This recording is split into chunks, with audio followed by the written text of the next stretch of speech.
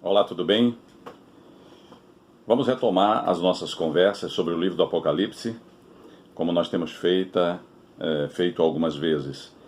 Já falamos um pouco sobre o capítulo 1, alguns aspectos do capítulo 1, também dos capítulos 2 e 3, e queremos primeiramente chamar a atenção da principal chave do livro do Apocalipse, que está no capítulo 1, o versículo 19, que diz assim: escreve, pois, as coisas que viste, e as que são, e as que hão de acontecer depois destas.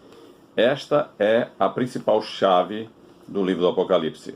E fala das três divisões principais. As coisas que João viu é o capítulo 1, né? Escreve o que viste, coisas não, o que viste. É o capítulo 1, a visão de Cristo glorificado. E as que são é o tempo da igreja, os capítulos 2 e 3, que foram as 7 cartas que o Senhor ditou para serem enviadas às 7 igrejas da Ásia Menor. Pois bem, também entendemos que estas 7 cartas, elas representam também uma totalidade, um número completo. Portanto, representam 7 tipos de comunidades cristãs, de igrejas cristãs, e também 7 tempos da igreja, desde o Pentecoste até o arrebatamento. E as coisas que hão de acontecer depois destas são capítulo 4 em diante do livro do Apocalipse, do 4 ao 22. Então são as coisas que estão no futuro. E eu quero conversar um pouco sobre o capítulo 4, que é um capítulo pequenininho, e eu não vou falar de todo o capítulo, apenas uma parte. E começa o capítulo 4 dizendo assim: depois destas coisas, interessante que é a mesma expressão da chave do capítulo 1, verso 19. Depois destas coisas olhei, e eis não somente uma porta aberta no céu, como também a primeira voz que eu ouvi, como de trombeta ao falar comigo, dizendo: sobe para aqui, e te mostrarei o que deve acontecer depois destas coisas. E aí vem o verso 2, diz assim: imediatamente eu me achei em espírito, e eis armado no céu um trono, e no trono alguém sentado.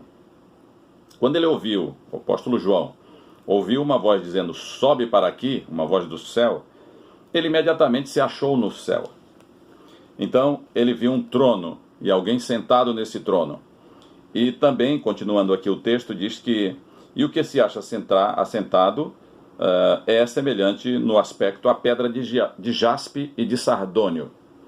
São pedras muito brilhosas, né, com muito brilho, um brilho muito intenso, e ao redor do trono há um arco-íris semelhante no aspecto à esmeralda. A gente vai encontrar esse arco-íris lá no livro de Gênesis, quando Deus fez a aliança com Noé, a aliança noética, e ele então colocou o arco-íris como um sinal, que ele chamou lá de meu arco, como um sinal de que Deus não destruiria mais a terra com água.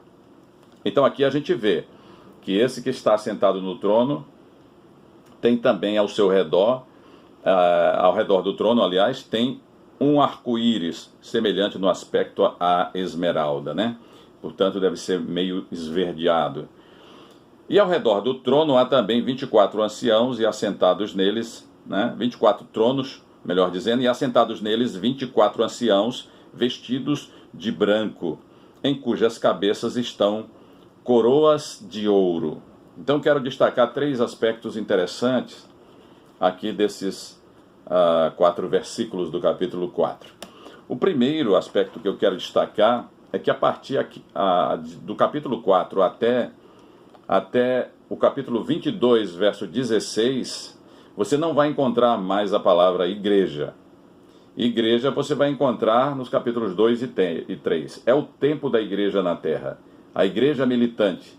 A igreja que está lutando contra o pecado, contra Satanás, contra as adversidades, a cultura desse tempo decaído, né, do mundo. E depois vem o arrebatamento da igreja. A gente vai encontrar somente lá no capítulo 22, versículo 16, novamente a palavra igreja. Então, isso é interessante a gente notar, porque o arrebatamento de João, aqui no capítulo 4, ele foi arrebatado ao céu, porque ele não foi assunto, ele não subiu lentamente para ver as coisas lá do céu.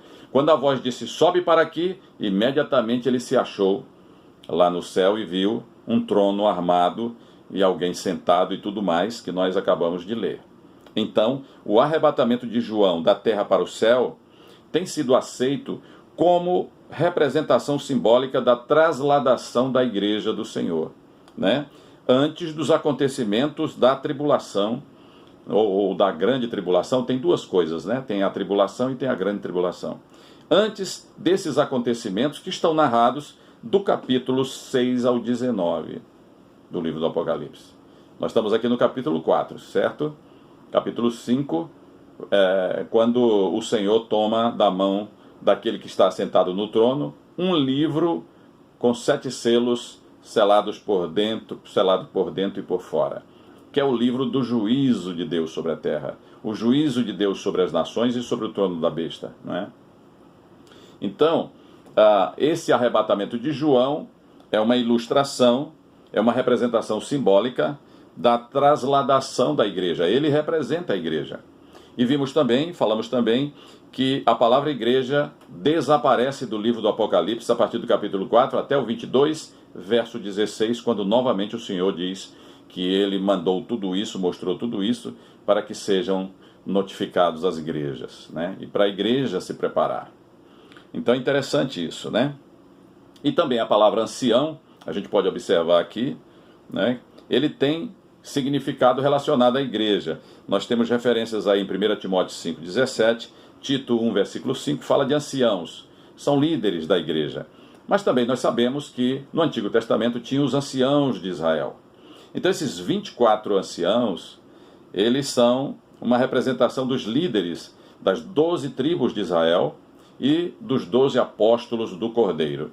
Tem uma passagem que Jesus diz assim, que na ressurreição eles haverão de julgar os anjos, de julgar também Israel, as 12 tribos de Israel. E Jesus diz que eles vão se assentar em tronos. Jesus fala dos seus discípulos, dos seus 12, que eles se assentarão em tronos para julgar as 12 tribos de Israel. Então são tronos associados ao trono principal, né? E eles têm na sua cabeça coroas de ouro. Olha que coisa impressionante. Eles se assentam em tronos no céu e têm coroas de ouro sobre a sua cabeça, esses 24 anciãos. Isso significa, isso está relacionado às recompensas que o Senhor tem para com o seu povo, que trabalha na sua obra, que aceita o seu chamado e que realiza a obra do reino de Deus na face da terra.